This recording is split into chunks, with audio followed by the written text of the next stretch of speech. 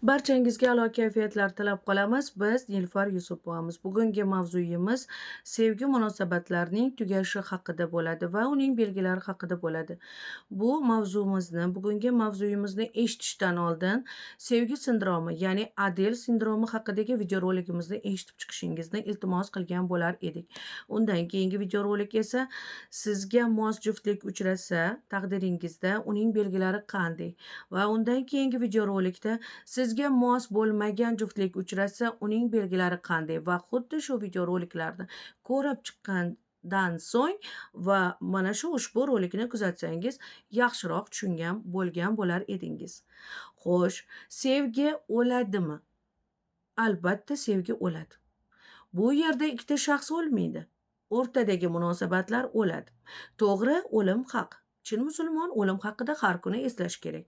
Har bir kunimizga so'nggi kunga qaragandek qarashimiz kerak. Ammo bu ko'pchilikning qo'lidan kelmaydi. Chunki odamlar 300 yil, 400 yil, go'yoki 500 yil yashaydigandek o'zini juftini yoki o'zini qavmi qarindoshlariga bo'lgan munosabatini juda keskin ravishda o'zgartirishadi. Agar mobodo o'zgartirishlarga to'g'ri kelgan bo'lsa, demak uning jigarlari yoki yaqinlari yoki qarindosh urug'lari bu narsaga qandaydir belgilarni, ishoralarni qilgan bo'lishi mumkin. Ammo juftlikdagi munosabatlarning o'lishi esa bu yerda ikkita shaxsning ham o'zlaridagi xatti-harakatlarni e'tiborga olmoq lozimdir. Ikkita shaxs misol bir-birini juda sevishadi, qadrlashadi. Bir uchun, ya'ni o'zi uchun mana shu tanlagan juftini ular saqlashga, asrashga harakat qiladi.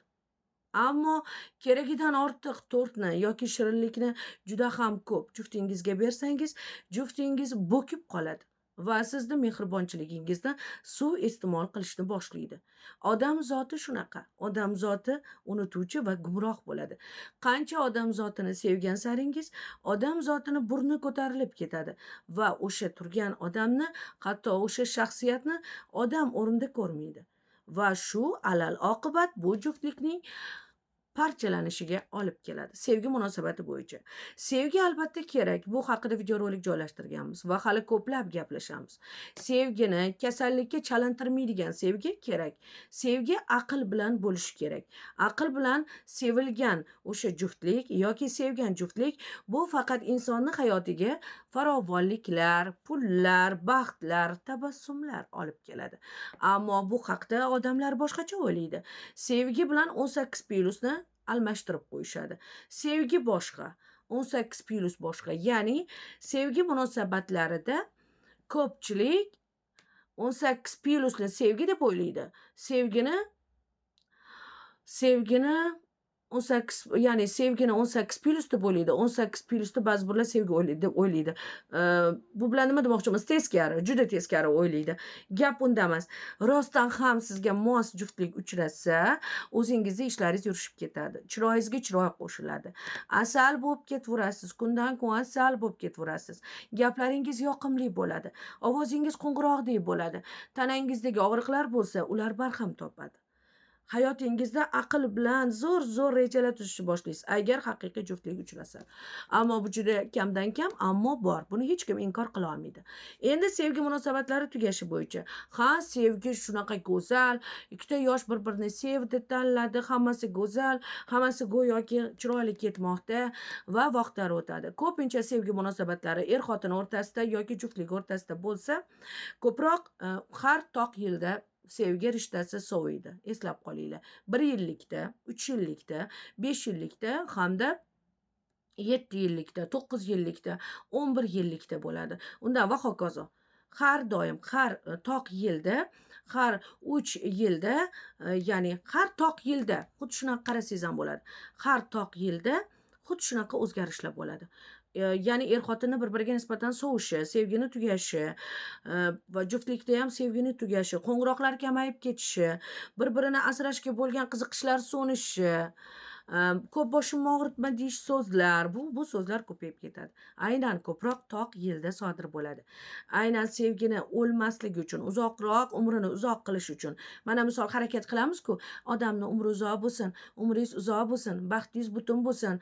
Voy sizga mingga kiring, ilohim mingga kiring deb yoki ilohim umringiz uzoq bo'lsin. Xuddi shu gaplarimizni juda ko'plab takrorlaymiz. To'g'rimi? Sevgini ham xuddi shunaqa qilish kerak. Sevgini ham xuddi shunaqa umrini uzaytirish kerak.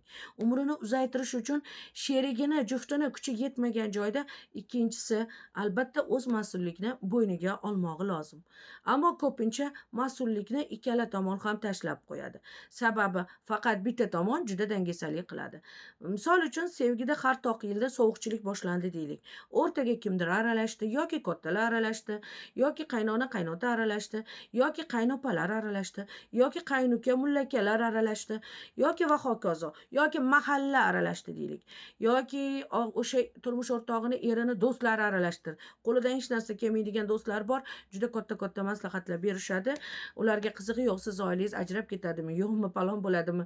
Lish bu siz oilangizga pand bersa bo'ldi. Chunki odamlar bir-birini mushkulotidan rohatlanadi. Albatta bu haqda ham biron kun mavzu qilamiz. Odamlar qanchalik nimadan rohatlanishi haqida zo'r sirlar bor. Odamlar aynan bir-birini mushkulotidan rohatlanadi. Shunchalik rohatlanadiki, kosmetologический, xirurgический biron bir muolaja kerak emas. Birovni tashvishini ko'rib ham yosharib ketishi mumkin. Birovni ajralib ketganini ko'rib ham xursand bo'lishi mumkin. Birovni oilasi barbod bo'lsa, bozorga borib chiroyli ko'ylaklar kiyib olib, raqsga tushishi mumkin. Shunaqa insonlar bor. Aynan energiyani birovlarning mushkuloti, birovlarning sevgisini o'limi bilan o'ziga energiya oluvchilar bor. Chunki yovuz kuchlar bor-ku, o'zinglar bilasizlar. Yovuz kuchlar bor-ku, Gava xolami bor, yovuz kuchlar bor. Qancha his qilsangiz Gava xolamini to'ldirasiz, qancha yig'lasangiz Gava xolamini, qancha qo'rqsangiz xuddi shunaqa. Va odamlar o'zini umrini o'ziga emas, juftiga emas, oilasiga emas, o'zini umrini shu paytgacha o'qigan kitoblardagi dasturlarga, shu paytgacha unga nima degan bo'lsa, to'tiga o'xshab takrorlatsa, to'ti bo'lib qaytarilgan so'zlariga va shu paytgacha o'ziga qaratilmagan umri. O'layotganida ham shu o'ziga qaratilmagan bilib qolsa kerak. Balkim shunaqa bo'ladi. Tavba qildik bu gapimiz uchun ko'pincha shunaqa deb o'ylaymiz. Bu o'zimizni shaxsiy o'zimizga bo'lgan fikrimiz. Sevgi munosabatlarini o'lmog'ligini, ya'ni sevgi munosabatlarini o'lmasdan umrini uzoq qilish uchun xuddi tasavvur qiling, uni daraxt kabi. Siz biron bir kurtakni ekdingiz, kurtakni ekkandan keyin parvarishlaysiz va parvarishlaganda misol uchun tuvakka ekdingiz deylik. Mana shunaqa kichkina tuvak deylik-da. Kichkinagina tuvakka ichida kofe bor, ko'ryapsizlarmi? Kofeni yaxshi ko'ramiz. Faqat bir kunda 2 dona, 2 martaga mumkin kofe ham. Chalg'imasdan gapiraylik, chalg'ib ketadigan odatimiz bor va sevgi haqida, sevgini uzaytirish uchun, misol uchun tuvakka sevgi kurtakladi. 2 yosh bir-birini sevdi. Shunaqa bir-birini yaxshi ko'rdi, bir-birini kulishlari, bir-birini sochlari, bir-birini jilmayishlari, bir-birini kuldirishlari, hammasi chiroyli. Va bu paytda, bu periodda hech qanaqa pulsizlikdan qiynalish, bunaqa narsalar bo'lmaydi. Chunki sevgi qo'rqmaslikni o'rgatadi rostdan. Va undan keyin u ildiz otadi. Oila qurishadi ildiz. Ammo bu kichkinagina tuvakchaga sig'maydi. Uni albatta ko'chirish kerak. Chunki ularning ham o'zlari urug' ko'paytirish kerak. Va katta o'sha joyga ko'chiriladi. Yangi joyga ko'chish paytida oldingi munosabatlarni katta joyga ko'chgan juftlik xohlaydi. Tasavvur qilinglar. Endi ko'chatga, ya'ni daraxtga qarab, ya'ni majoziy ma'noda siz sevgini umrini uzaytirish uchun daraxtga qaragandek qarang.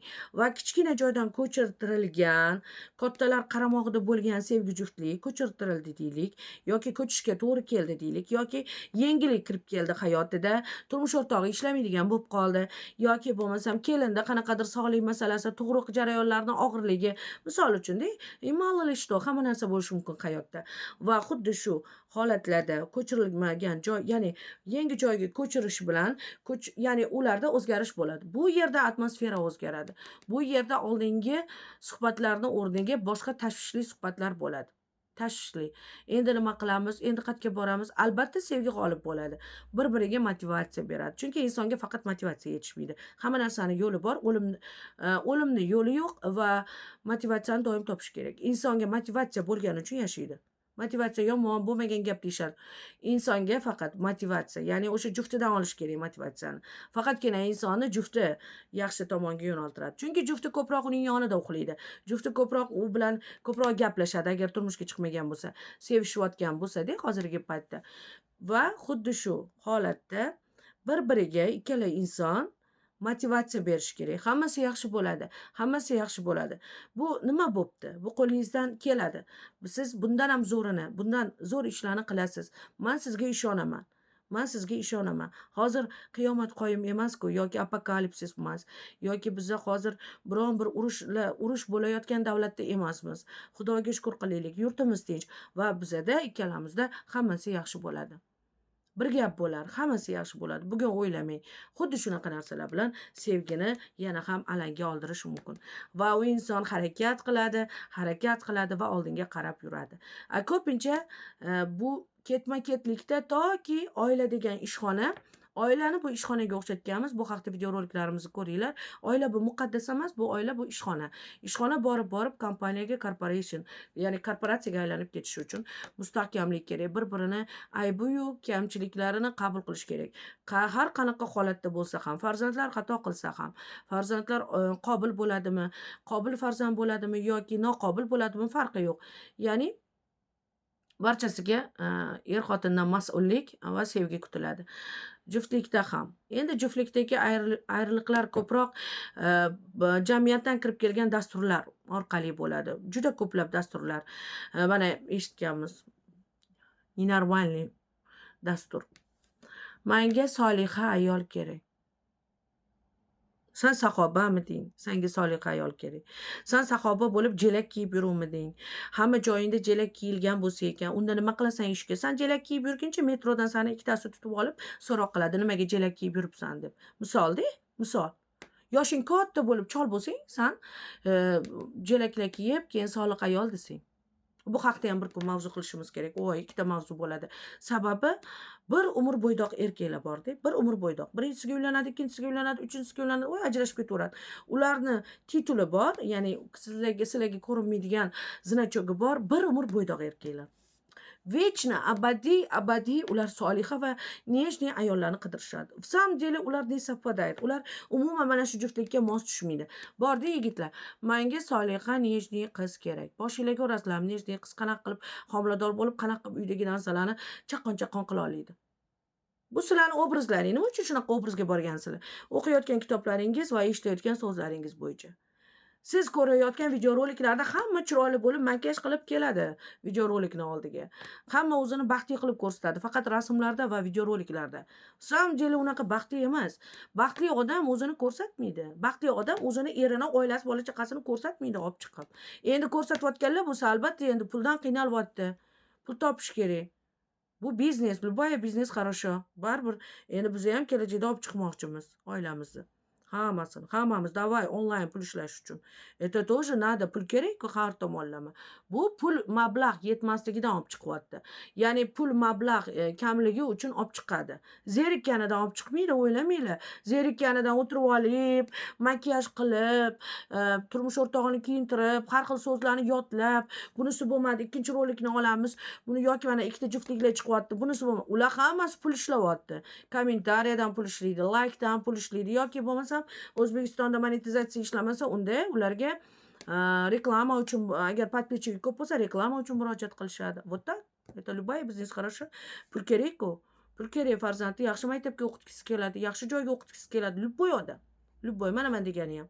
O'shaning uchun ham sizlar o'ylamanglar, mana yoshlar, soliha ayol xohlaymiz, nejniy ayol xohlayman, mana bunaqa meni tushunadigan kerak, pul so'ramaydigani kerak. Bu hammasi videoroliklar, bular rollar, shou bilan haqiqiy hayotni almashtirib qo'ymanglar, hurmatli erkaklar va hurmatli ayollar. Bo'lmagan gap, nejniy ayol nima? Normal sog'lom bola tug'ib beradi deysizmi? Rosa qiyin. Qanchalik chening kerak unga? Soliha ayol. Yana ba'zi birlar etib qolar ekan, eshitib qoldik. Ikkita bola tug'ib bersa ham, menga nejniy ayol kerak, o'zi tug'dirib bo'lgan, o'sha o'zini xotini. Ikkita bola tug'dirib bo'lsa ham, menga bunaqa xotin kerak emas, menga nejniy soliha xotin kerak. O'zing normalniy bir saxoba bo'lib olginki, senga soliha bo'lib uchrasin. Senga loyiqa keladi-da. Sanga loyig'i keladi. Ikkita bola bilan keyin uni ayoli ham aytyapti. Ikkita bolaga qarasam, ikki tomonda big'illab tursa, ishtonni alishtirsam, pampersini alishtirsam, isitmasi bo'lsa, bir o'zim qarasam, sen qaramasang, qanaqa qilib, qaysi paytda nejniy bo'laman deydi. O'ylab ko'ringlar, qaysi paytda u ayol o'ziga qarab nejniy bo'ladi. Yana menga so'kinadigan ayol kerak emas. So'kinadi-da, eri yordam bersa so'kinmaydi ayol. Eri yordam bermagandan keyin so'kinadi. Mana sevgini o'lishi. Buni ham aytib qo'yaylik. Bu sevgini o'lishi. So'kinadi-da. To'g'ri qiladi so'kinib. So'kinish kerak. Nimaga so'kmas ekan? Ikkita bolani o'sha erkakni o'zidan tug'di-ku. Ko'chadan olib kelib ko'tarib, "Ma, boq ol" degani yo'q-ku. To'g'ri qiladi. Erkaklar endi можно faqat erkaklar so'kish kerak. Haqiqatdan shu erkak ham o'ziga olgan dasturi bilan-da, tushunyapsizlarmi? O'zida fikri yo'q. Shu o'qigan kitoblari bir ikkita chala yarimlar gapirgan dastur bilan. Agar Soliha Nejniy xohlasa, million pul topib ko'mib tashlash kerak. Uy-joy bilan ta'minlash kerak. Между прочим, birinchi o'rinda. Uy-joy bilan, tinchlik bilan, xotirjamlik bilan. Darvozani eshigini taqillatib kelmasin. Svetga to'la, pulga to'la deb. Ayolni polniy ayolni agar rostdan Soliha Nejniy xohlovchilar, polniy o'sha o'zingizni rafiqangizni svet puli, to'k puli, kelgan gaz puli, musorga to'kiladigan pullar bor. Polniy o'shani to'lab qo'yinglar. Ayol bemalol uxlasin, bemalol o'zi abayalarini kiyib, bemalol tahoratini qilib, namozlarini o'qisin. Shunaqa qilib qo'yinglar. Mana Soliha Nejniy bo'ladi. Eshikni hech kim birovlarga boqtirasizlar ko'pincha bolalaringni. Bu ko'pincha birovlarga boqtirasizlar. Shunaqalar yoki qaynona qaynotasiga boqtiradi, yoki qanaqadir xolalariga boqtiradi, bir yo'lini qiladi-da. Tilida sayrashadi. Ko'p gapirgan, sevgini o'ldiradigan bolalar, ko'p so'kinib gapiradiganlar, ko'p go'rdik. O'zi mag'rur odamlar puli kam bo'ladi, eslab qolinglar. Bu haqda ham mavzu qilib beramiz. Kim qashshoq bo'ladi desanglar, men sizlarga isbotlari, faktlari bilan aytib beraman.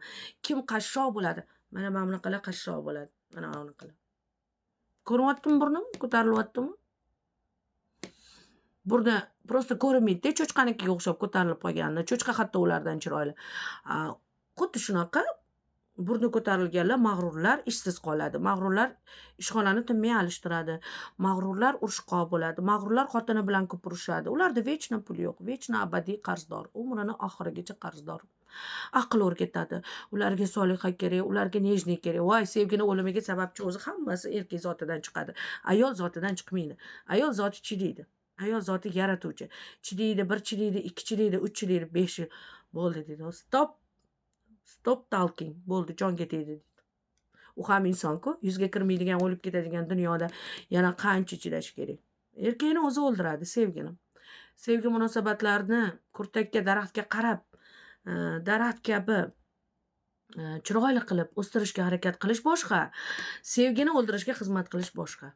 Tasavvur qilinglar. Misol siz daraxtingiz bor-da hovlingizda, meva tugdida egilib qoldi. Misol siz ayolingiz tug'di-da egilib qoldi, g'ovdasi egilib qoldi, charchab qoldi. Siz shunga sekingina tirgakni yoki bo'ladi-yu, uchastkasi borlar biladi, uyida, hovlida o'sganlar biladi. Yog'ochdan ikkita xoch qilib va o'sha daraxtni qo'yib qo'yishadi.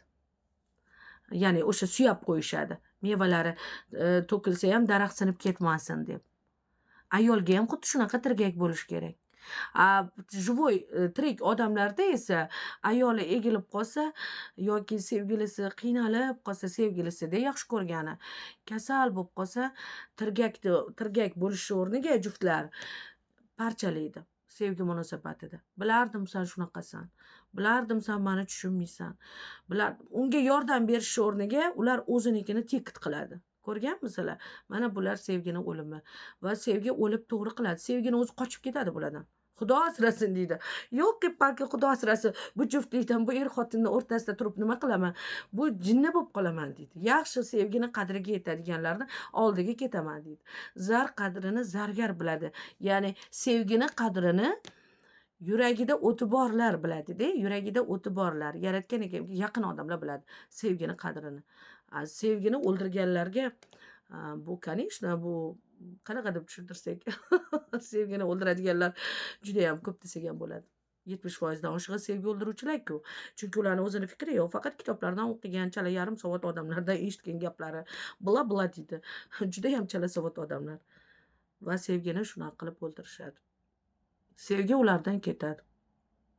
Afsuski, sevgi ketgandan keyin oila ham bo'lmaydi, juftlik ham o'rtasi uzilib ketadi. Chunki atrofdagi yodlab olgan so'zlari, obrazlari bilan yashaydi. O'zini jufti bilan o'zi ko'pchilik yashamaydi. O'zini xayolida yasab olgan obraz bilan, ya'ni kitoblardan o'qigan, hikoya, kinofilmlardan ko'rgan, chala savodlardan eshitgan gap bilan sevgini xuddi shu obrazini yaxshi ko'radi. O'sha odamni yaxshi ko'rmaydi. Da, это achinarli. Voy-da! Albatta mavzu tayyorlashimiz kerak. Kim qashshoq bo'ladi? Mag'rur erkaklar. Kim qashshoq bo'ladi? Gordiy erkaklar. Soliha va nejniy ayollarni so'raydiganlar. Umrbod bo'ydoqlikni bo'yniga olganlar. Oila boqish mas'uliyatidan qochadiganlar. Hamda ayollarni ham yomonlaymiz. Xavotir olmanglar, faqat erkaklarni yomonlarkan deb. Yomonlamayamiz, faktini gapiramiz. Nima qilamiz yomonlab? Biza o'zimiz yaxshi bo'lmasak. O'ylamanglar, biza yaxshimiz, faqat biza farishtamiz demayamiz boshqalarga o'xshab. Biza juda yomon odammiz. Nilufar Yusupova yomon. Yomonga yomon, yaxshiga yaxshimiz. Lekin yaxshiligimizni istovchilarga yaxshiligimizni ko'rsatamiz, yomonligimizni istovchilarga yomonligimizni ko'rsatamiz. Biz, nima deydi? Biz farishtamiz deb boshqalarga o'xshab g'iybat qilmaymiz. Biz farishtamiz deb, biz xato qilmadik deb hammamiz xato qilamiz. Aynan faktlar bo'yicha gaplashamiz. O'ylamanglar, bu faqat a'lo kayfiyatlar uchun va hali shunaqa zo'r suhbatlar bor, sekretlar bor. Ichingizni yondiradigan, qalbingizni quvontiradigan, cho'ntagingizga pul keltiradigan yangiliklar bor. Hali davom etamiz. Bizni kuzatishda davom etinglar. Sog' bo'linglar, salomat bo'linglar. Biz sizlarni yaxshi ko'ramiz. Barchamizdan Yaratgan egam rozi bo'lsin. Paka-paka.